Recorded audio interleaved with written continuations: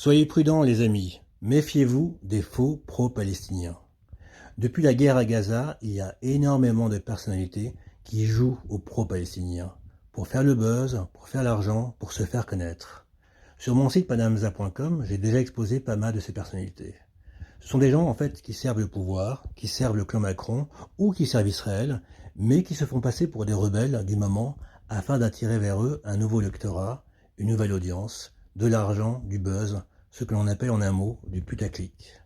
Aujourd'hui, je vais vous exposer le cas Pierre Jovanovic, un type qui se fait passer pour un pro-palestinien et un orthodoxe chrétien, alors qu'en réalité, il est juif et pro-israélien. C'est un partisan d'Éric Zemmour, et c'est aussi un militant anti-islam, que j'ai déjà exposé sur mon site depuis plusieurs années. Voici l'extrait.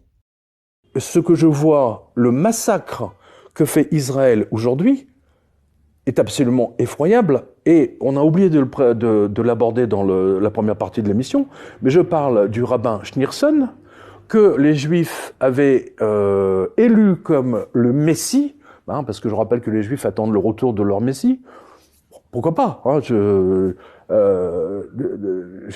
franchement, j'ai aucun souci avec ça, chacun son Messie. Je suis partisan de ça. Et il se trouve, si vous voulez, que j'ai...